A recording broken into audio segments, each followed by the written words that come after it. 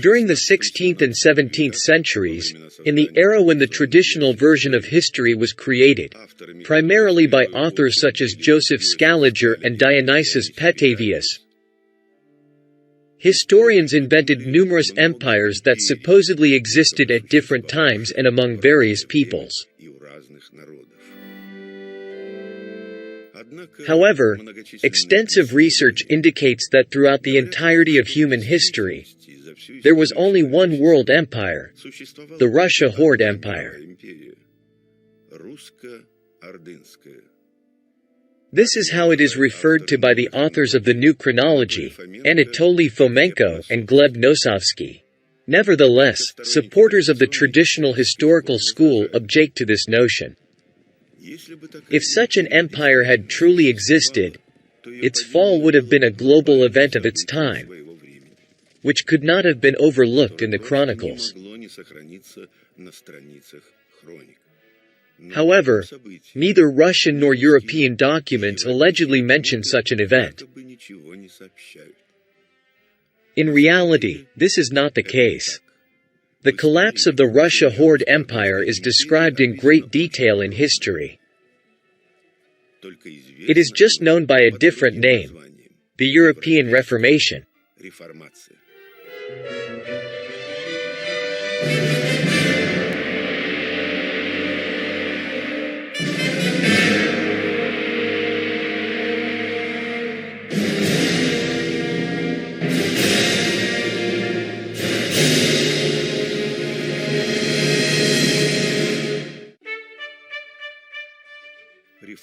The Reformation is the commonly used term for the religious and social movement that began in the 16th century and spread across Western Europe. The Reformation ideologically prepared the ground for revolutions, fostered a distinct type of human personality, formulated the foundations of new morality, religion, and philosophy. The Reformation left a profound impact on world history and had a global, pan-European character.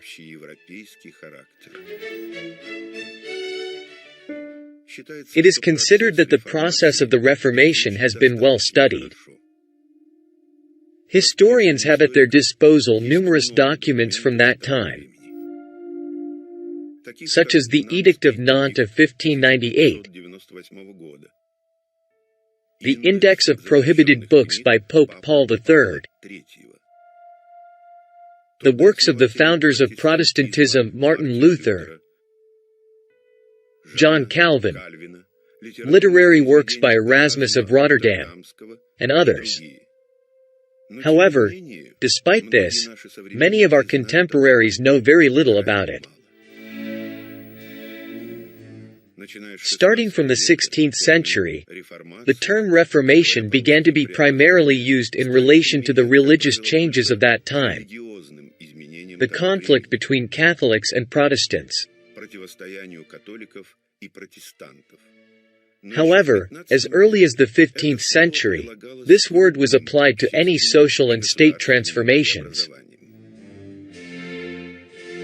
For example, we know about the Reformatio Sigismundi or the Reformation of Frederick III in Germany.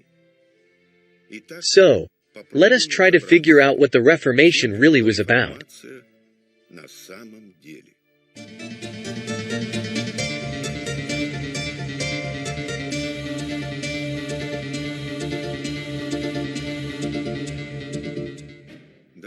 Let us recall what modern textbooks and encyclopedias tell us about the events of the Reformation era.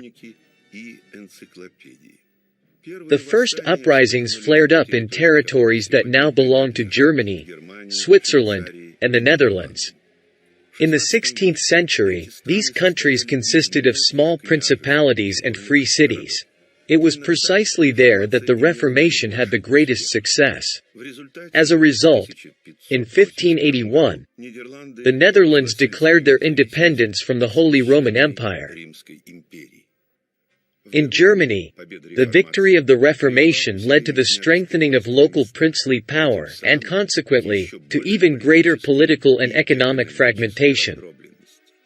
The lands of modern Italy largely fell under the rule of Spain from 1494 to 1559.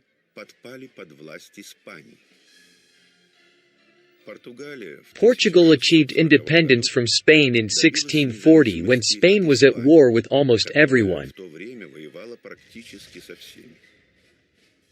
Spain occasionally achieved local victories and annexed new territories, but ultimately lost everywhere.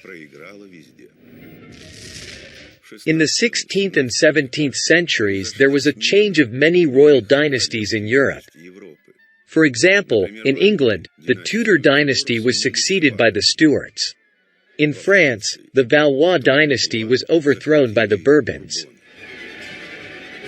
In Russia, after many years of the time of troubles, the ruling Rurik dynasty came to an end, and in 1613, the Romanovs ascended to the Russian throne. Thus, practically for all European countries, the 16th century was a turning point.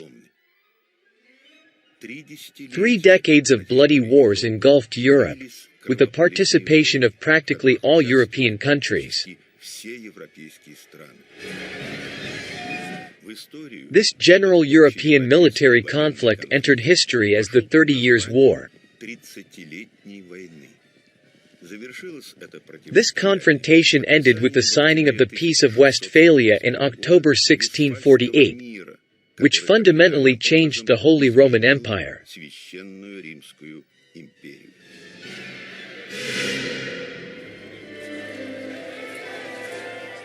As a result of the Reformation, profound transformations took place everywhere, far beyond the resolution of purely religious issues. Only in the works of later historians was the meaning of the Reformation artificially narrowed. It turns out that instead of fully and meaningfully depicting historical events, historians deliberately distorted the picture of the past. For what purpose? Let us examine in more detail the reasons for the Reformation that official history cites.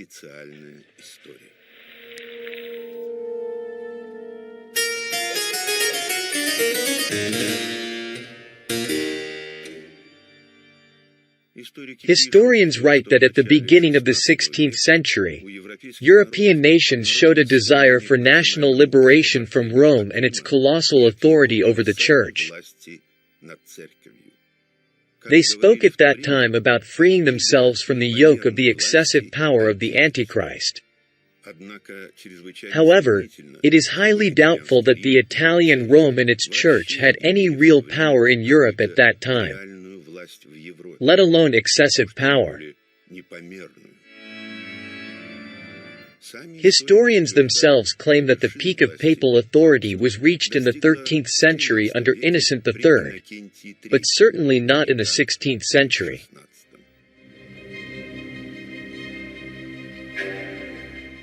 Alistair McGrath, a renowned British Christian theologian and theological historian, writes in his book Reformation Thought, an introduction. A development in the later medieval period which is of central importance to a study of the Reformation is the growing crisis in authority within the Church, evident from the 14th century onwards.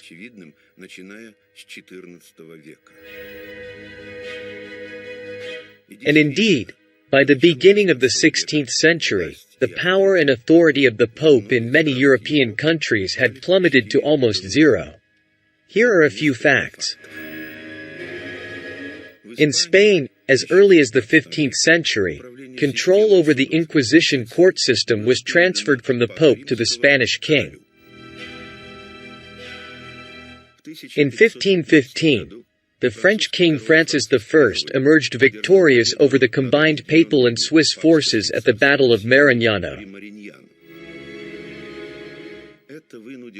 This forced the Pope to grant the French king the right to independently appoint high clergy and thus govern the Church and its finances. Furthermore, the Pope was now compelled to consider the interests of the French king in decision-making regarding Italian affairs. The position of the clergy on the local level weakened the authority of the Roman Church as well. Alistair McGrath writes, "In early 16th century Milan, chaplains had incomes lower than those of unskilled laborers. Many resorted to horse and cattle trading to make ends meet. In rural France during the same period, the clergy enjoyed roughly the same social status as vagabonds. Their exemption from taxation, prosecution in civil courts, and compulsory military service apart, they were virtually indistinguishable from other itinerant beggars of the period. So, historians themselves acknowledge that by the beginning of the 16th century, the power and authority of the Roman Catholic Church in political, social, and ecclesiastical spheres were very limited. But then, what excessive power of Rome can we talk about?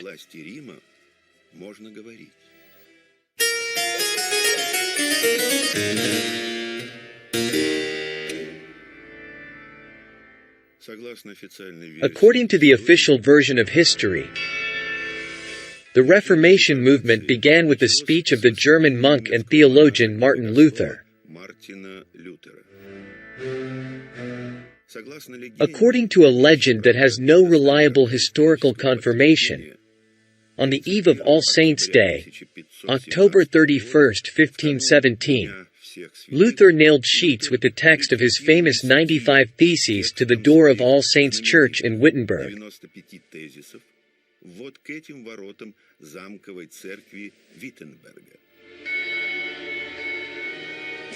In these theses, the first ideologue of the Reformation spoke out against the papal bull of Pope Leo X on absolution and the sale of indulgences.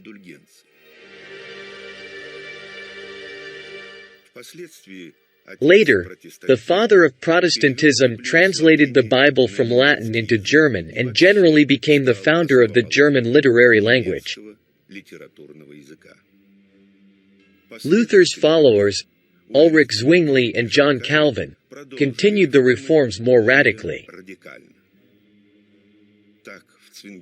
Thus, in Zwinglian churches, icons, statues of saints, bell ringing, and organ music were prohibited.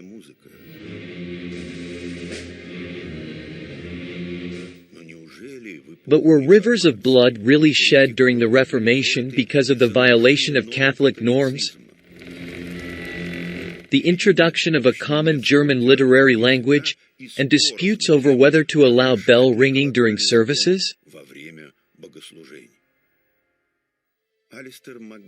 Alistair McGrath writes, "There was an urgent need to recapture the vitality and freshness of the Christian faith. Many looked back with nostalgia to the simplicity and excitement of the apostolic Christianity of the first century. Could not this golden age of the Christian faith be regained, perhaps by pondering anew the New Testament documents?" This program of reform was the wistful pipe dream of intellectuals throughout half of Europe. Well, intellectuals usually dream and write books, while those who don't read books are the ones who fight. When a peasant uprising broke out in Germany, Martin Luther, the father of Protestantism, did not support it. He was convinced that the people should submit to the authorities. Moreover, he angrily attacked the rebels, suggesting that the princes should kill them like mad dogs.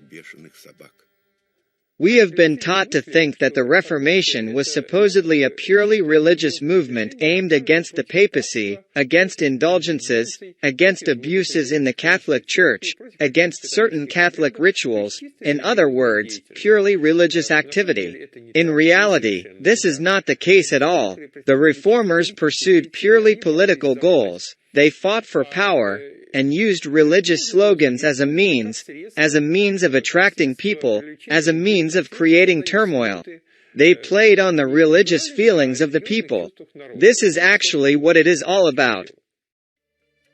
In the modern world, All wars, even those declared as wars for faith, always have a material justification.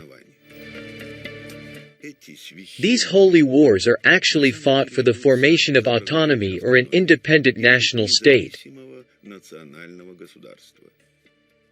Religion acts as an ideology, as a banner, but in no way as a cause, no matter how much they assure us otherwise.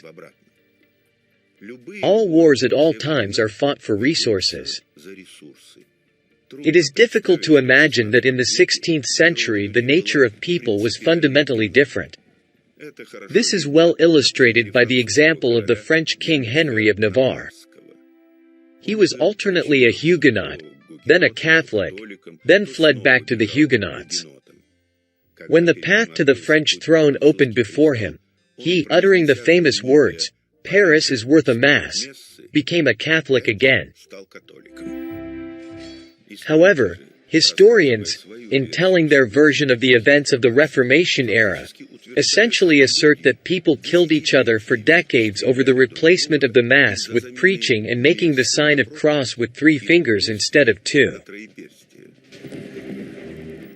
The lack of real motives in such an explanation, scientists try to compensate for by introducing the concept of social passionarity.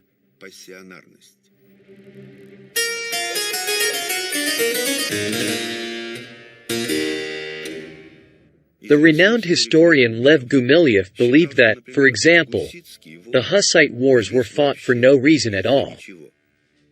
The Czechs and Germans simply accumulated too much energy, or what he called passionarity, and they began to fight. The most passionate ones killed each other. The level of passionarity naturally decreased, and the wars ceased on their own. Thus, in traditional history, a funny picture emerges. In some cases, people fight for nothing. Moreover, the population of an entire country, in this case Czechia, is reduced by several times. And in other cases, when very serious issues are at stake, everything passes peacefully. While paying tribute to the magnificent erudition of Lev Nikolaevich Gumilev, one cannot help but acknowledge that his theory of passionarity is simply a classic example of a theory invented to explain itself and nothing more. It sounds something like this: Rome fell because its passionarity decreased. And the fact that passionarity decreased is proven by the fact that Rome fell. Lev Nikolaevich Gumilev was an interesting historian. He independently discovered repetitions and sine waves in history. Unfortunately, he did not understand that the chronology of history was mistaken. I remember discussing this topic with him several times and trying to explain to him that the repetitions he discovered were artificial. Unfortunately, he did not agree with this, did not delve into the essence of the matter, and preferred to explain these repetitions by some kind of passionarity. When asked what it was, he never really explained it to me or my colleagues. We believe that this is his mistake. Although he did discover this effect, and it is a very interesting effect. So, historians explain the emergence of the Reformation movement with passionarity, religious fanaticism, and the excessive power of the Pope.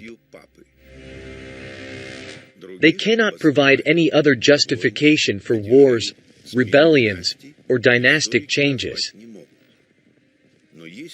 But if religious transformations served only as a pretext, and the power of the Pope was ephemeral, then what was the true cause of this pan-European rebellion? Against whom did Europe fight? The new chronology provides an answer to this question. According to its authors, Europe was a vassal of Russia until the end of the 16th century and regularly paid tribute for several centuries.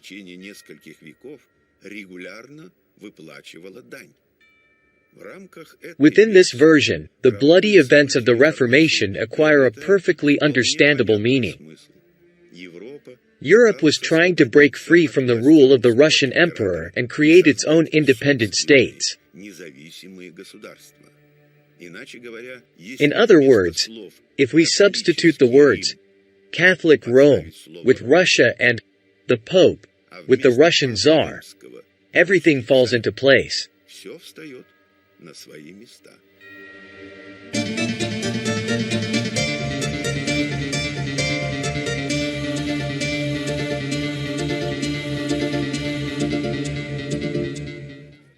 So, the Western Europeans were fighting for the national identity and independence of their states, and therefore their national finances, without payments to the Central Russia Horde Authority.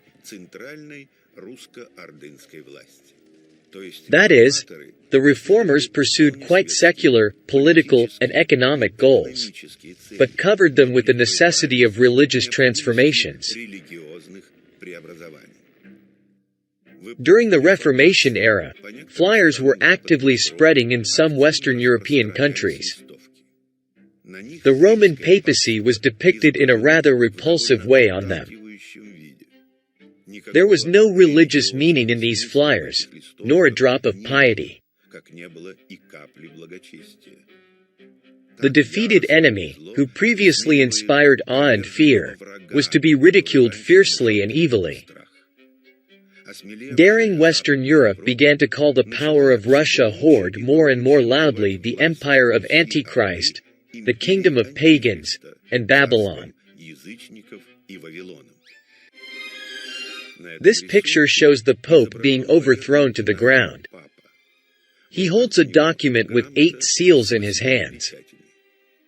It looks very similar to the Russian Novgorod charters with exactly so many seals. One can assume that these were imperial decrees that were sent to the regions because European charters look completely different.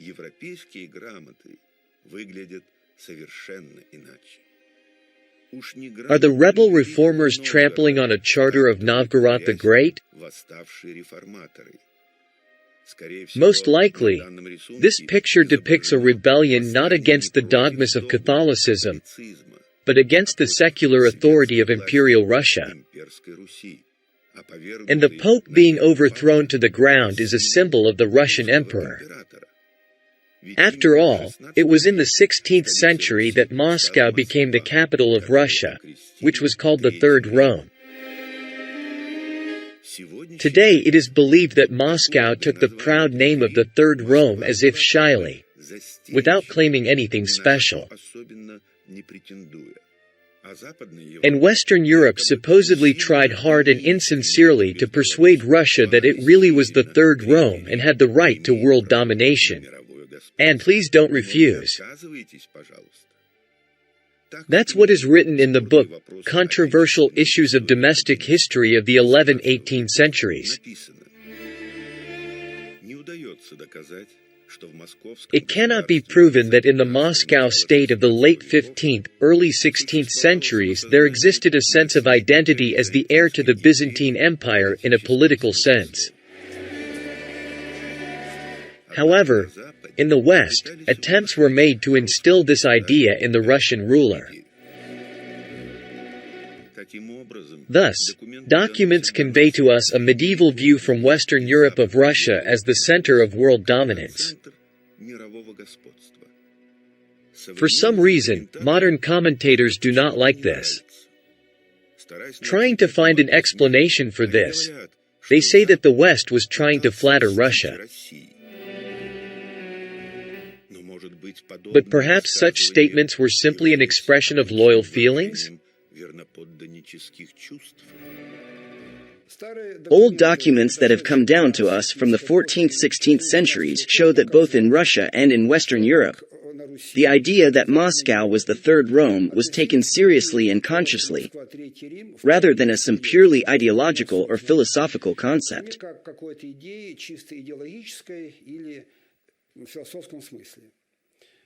This is all clear and correct.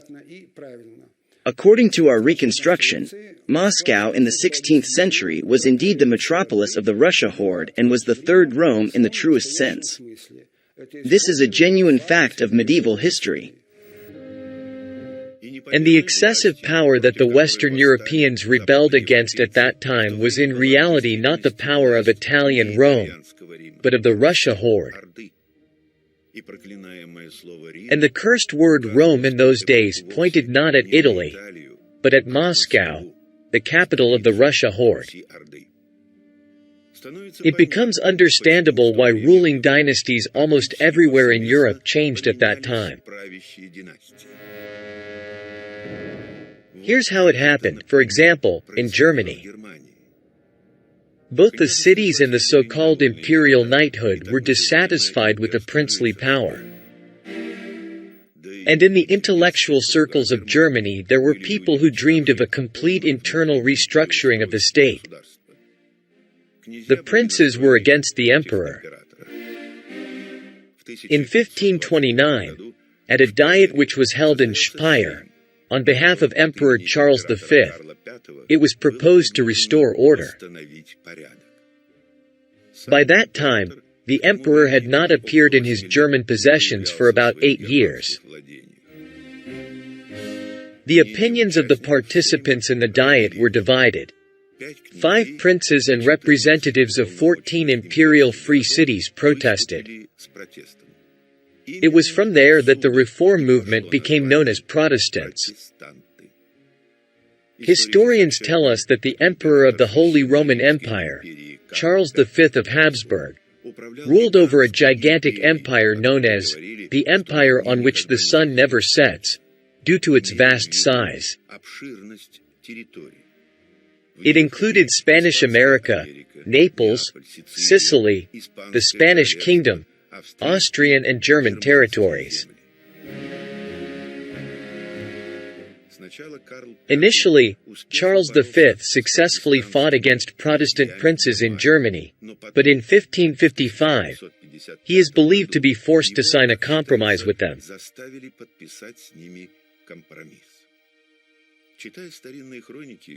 Reading ancient chronicles, one cannot fail to notice a peculiar feature of Charles V.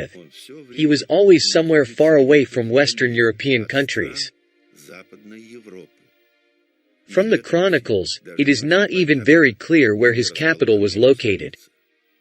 He was recognized by all as the supreme ruler, but he remained distant, like in the heavens. Sometimes he appeared in Germany, sometimes in France, but usually his governors acted on his behalf.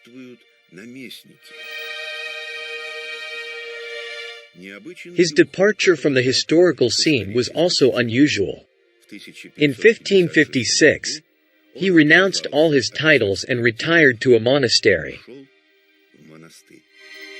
Looking at the history of Charles V, one wonders, where was his capital? Sometimes he was in Germany, sometimes in Spain, sometimes he ruled there, sometimes he ruled here. There is no definite place, no definite capital where he constantly resided and from where he ruled his empire. This is impossible. An emperor, a ruler must have a capital. Where is it? According to the proposed version of history, Charles V did not have a specific capital. According to the authors of the New Chronology theory, Western chroniclers described a Russian emperor or his governor in Western Europe under the name of Charles V.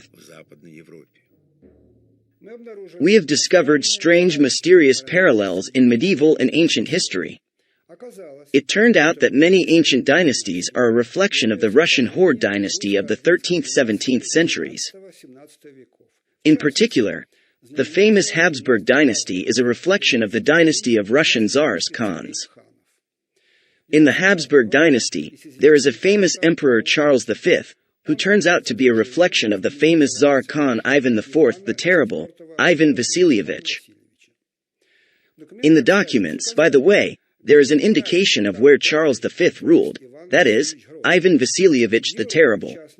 In Europe, specifically in Austria, or as it was called in those days, Österreich. But this simply means Eastern Empire. Therefore, everything is indeed correct. Charles V, or Ivan the Terrible, ruled in the Eastern Empire, that is, in the Russia horde. Here is the official portrait of Emperor Charles V, He is dressed in luxurious imperial clothing, and he holds a scepter and orb in his hands, as in similar portraits of Russian autocratic rulers. Another fact in European history now receives a rather unexpected justification. The end of the 16th and the beginning of the 17th centuries coincides with the birth of the new sumptuous and elaborate Baroque style.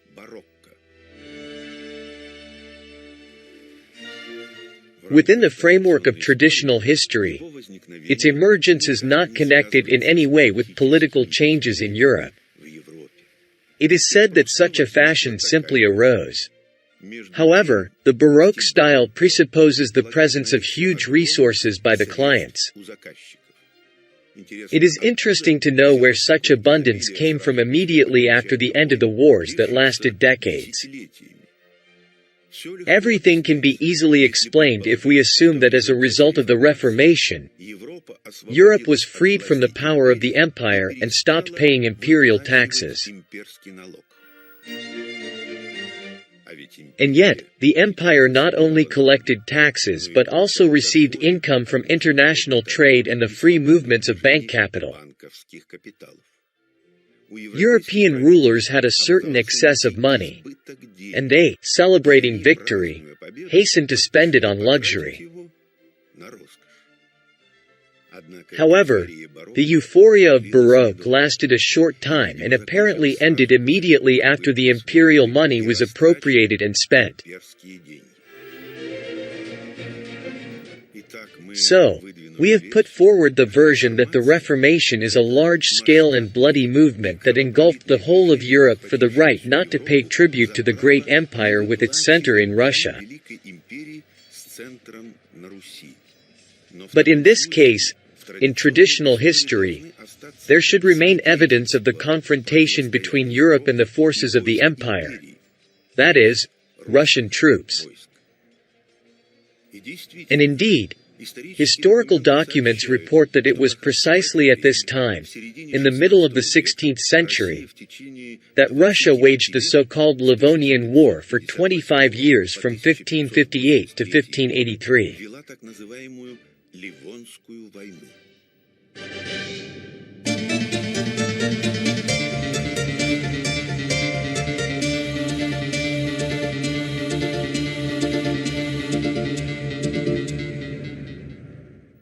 In the school history course, little attention is paid to the Livonian War, and this is at least strange, because it lasted for 25 long years.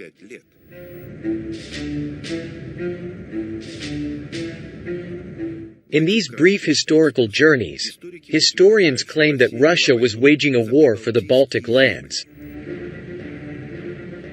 But despite all the efforts made, it achieved nothing, and in the end, peace was concluded on terms unfavorable for Russia. According to the official historical version, the opposing sides in this military conflict were the Tsardom of Russia and the Livonian Order.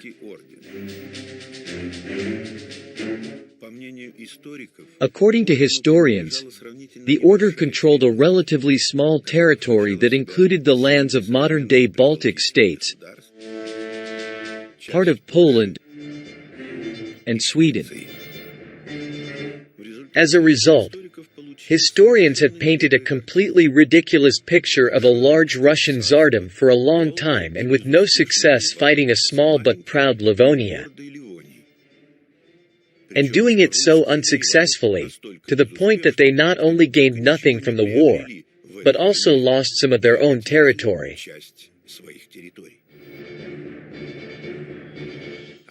However, a closer examination of these historical events reveals that in the Livonian War, Russia was fighting against practically half of Europe.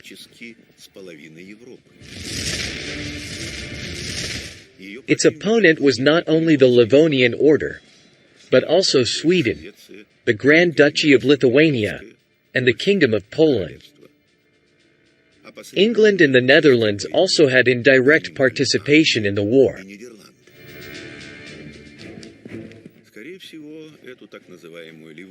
It is likely that later falsifiers of history invented this so-called Livonian War in order to hide the true events of the 16th century.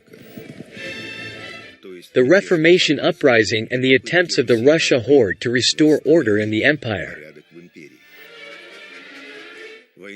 They called the war with all of Western Europe a war with Livonia, attributing the achievements of all European reformers to it.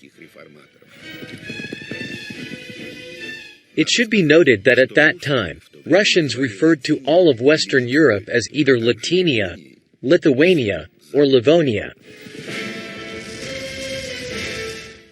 The fact that the so-called Livonian War was a military campaign of the Russia horde against the rebellious Western Europe is indirectly confirmed by another fact.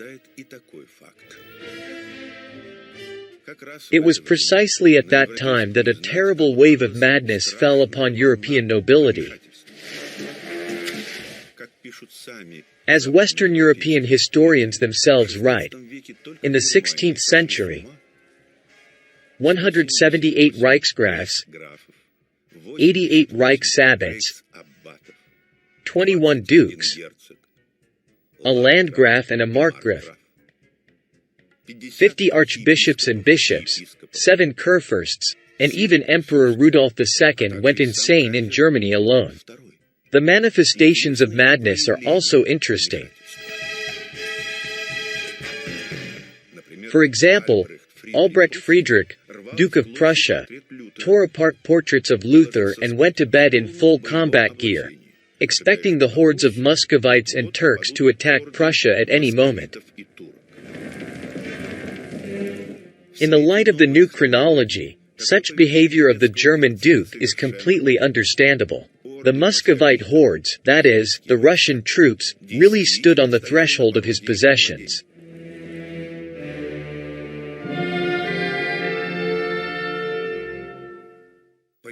Why was Russia horde able to create an empire but not able to keep it? In the midst of the rebellion in Europe, the Kazan kingdom wanted to separate from the empire. It is possible that the Kazan Tsar and his court were closely connected with Protestant reformers in Europe. The Russia horde was forced to suppress the rebels both in the west and in the east. In Europe, only local military actions were carried out to quell the uprisings. The main forces were thrown into suppressing the Kazan rebellion. Probably, at that moment, it was more important for the state. In history, this event is reflected as the taking of Kazan by Ivan IV the Terrible in 1552. Only after that did Russia horde send punitive troops to Europe. In Russian sources, this event is described as the Livonian War. In turn, the reformist rebels, together with their allies in Moscow, constantly plotted and conspired against the central imperial authority. They actively contributed to the promotion of the pro-Western Romanov dynasty to the top of power in Moscow. As a result, in the late 16th century, a bloody time of troubles erupted in Russia. The old Rurik dynasty was destroyed, and the great Russia horde empire was divided into many small states. Europe became like a patchwork quilt with the many kingdoms and principalities appearing on it.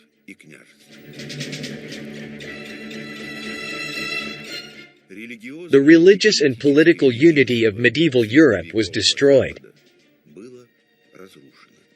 After years of war, Europe was effectively split in half between the Protestant North and the Catholic South.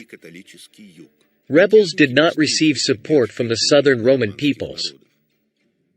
The ideas of the Reformation failed to spread to Portugal, Spain, Italy, and the Balkans. These countries resisted reforms for a long time and remained loyal to the empire. Spain resisted the split the longest. Supporters of maintaining the empire in different European countries provided Spain with all kinds of assistance and support. But, as we know, history is written by the victors. Therefore, in the pages of history and literature, all the leaders of the Counter-Reformation were portrayed as supporters of absolutism and popular enslavement, and some of them as bloody monsters. For example, Spanish King Philip II. According to Belgian writer Charles de Coster, the author of The Legend of Till Eulenspiegel, Philip was a degenerate from childhood. Once, for example, he allegedly burned his monkey alive on a bonfire. Philip II's second wife, Queen of England Mary Tudor, also fought against the Reformation rebellion. During her short reign from 1553 to 1558, she tried to suppress Protestantism and return England to the fold of the Catholic Church.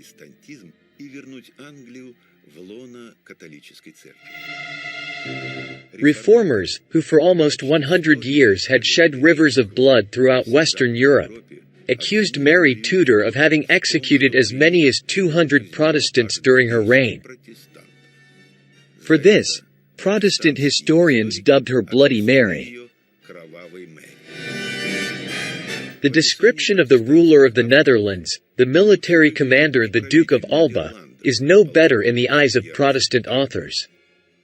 In 1567, he suppressed the rebellion of the insurgents in the Netherlands, which was led by William of Orange, one of the rebel imperial governors. For this, the Duke of Alba was dubbed a degenerate, who drowned the progressive liberation movement in blood. So, the assumption that there existed a certain world empire, and European countries fought for their independence against it, logically explains the events of the so-called Reformation. All the wars that were waged in Europe starting from the 16th century have a clear, easily explainable meaning. Blood was shed not for abstract ideas, but for purely material entities such as power and money. It also becomes clear why ruling dynasties changed precisely during this period, and what was meant by the concepts of Rome and the exorbitant power of Rome. There is still one more question, which is not at all simple.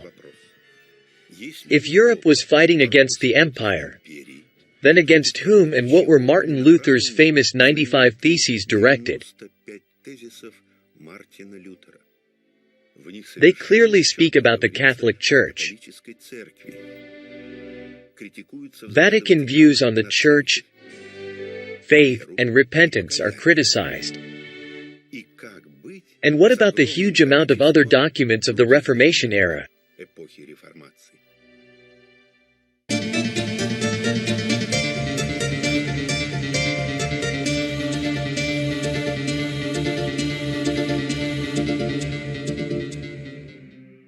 According to the authors of the New Chronology, the Western Church separated from Orthodoxy only during the Reformation period, after which the term Catholic came to mean only this Christian movement that emerged as a result of the separation. Catholicism during Luther's time is not the same as modern Catholicism.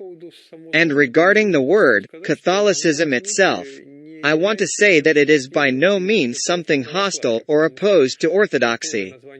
Because the full name of the Orthodox Church is the Orthodox Catholic Church. Catholic or Catholic means universal. There is nothing alien in this word.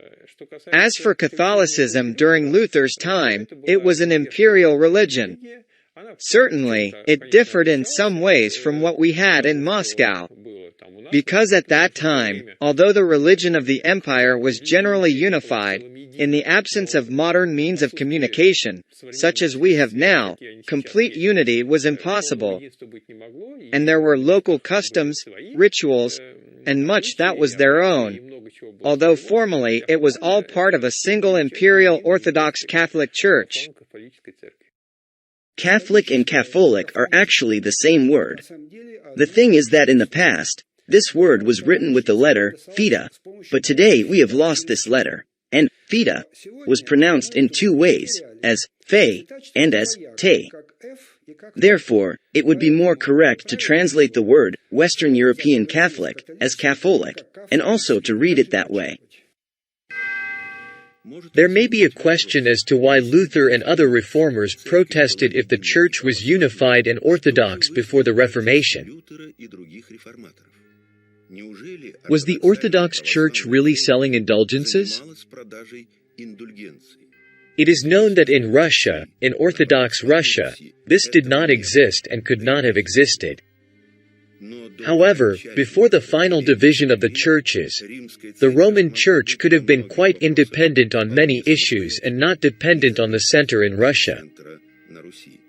For example, today in the Orthodox Church there are several patriarchates: Moscow, Constantinople, Alexandria, Antioch, Jerusalem, and others, and none of them are subordinate to each other. So decisions about the issuance of indulgences and many other issues for which Luther criticized the Roman Church could be made by local church leaders themselves. Obviously, it was precisely the disagreement on views about faith and repentance that caused the future schism. However, religion was unified for the time being. In the 16th century, the religion of the empire was more or less unified. However, there were reformist movements, as in any church. One of these religious reformers was Luther. He tried to create his new faith, and he did something. However, what we have today is already subsequent interpretations of Lutheranism, when Luther's teachings were taken up by reformers pursuing purely political goals. They used Luther's name, they used his popularity, they used his religious slogans. What Luther specifically and precisely said, what he preached, we can hardly know today, because his history was completely rewritten by subsequent reformers for their political purposes.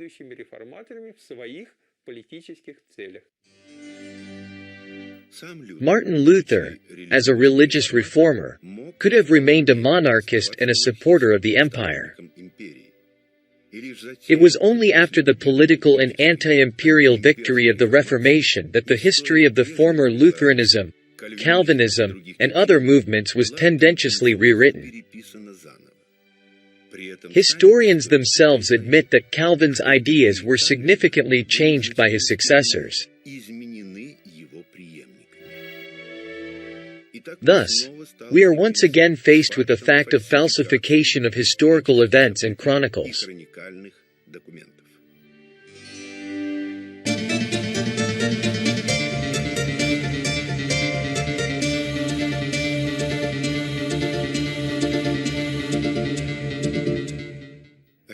It is officially considered that the Reformation in Europe ended in 1648 with the signing of the Treaty of Westphalia.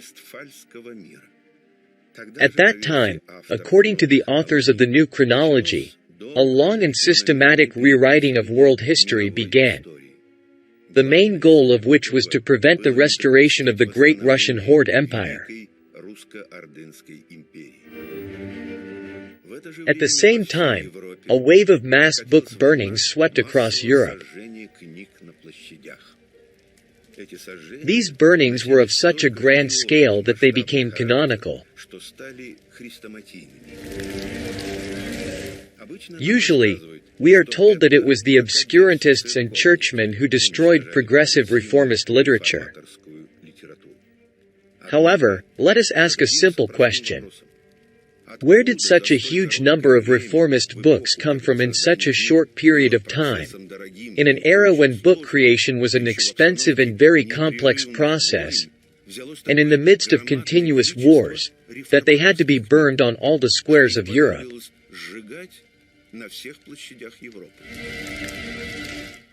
Is it not more logical to assume that the victorious rebels were destroying old imperial books and old history?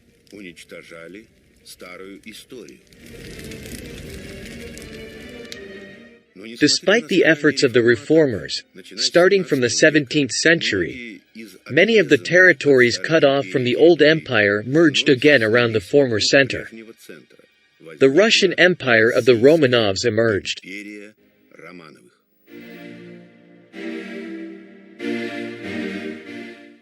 Russia is accused of allegedly constantly trying to expand its sphere of influence throughout the world due to innate malevolence and aggression.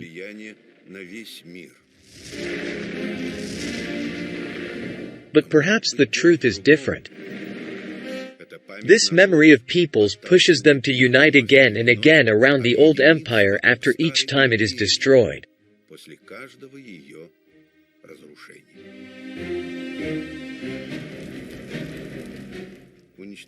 The destruction of a large number of authentic documents during the Reformation era led to the appearance of many historical mysteries that researchers from different countries are now futilely trying to solve.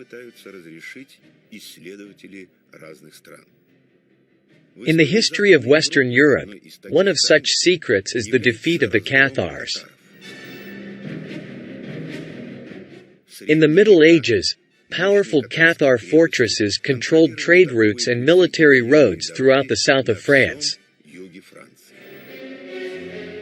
Today, many of them lie in ruins. And in Russia, the true history of the uprisings of Stepan Razin in the 17th century and Yemely and Pugachev in the 18th century is still unknown.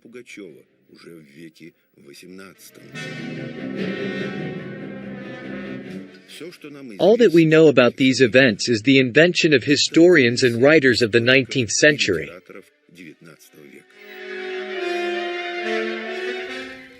What caused the defeat of the Cathars in Europe? Who were Razin and Pugachev really? And what unites these seemingly unrelated events? Find out in our next film, Soldiers of the Empire. Cathars, Razin, Pugachev.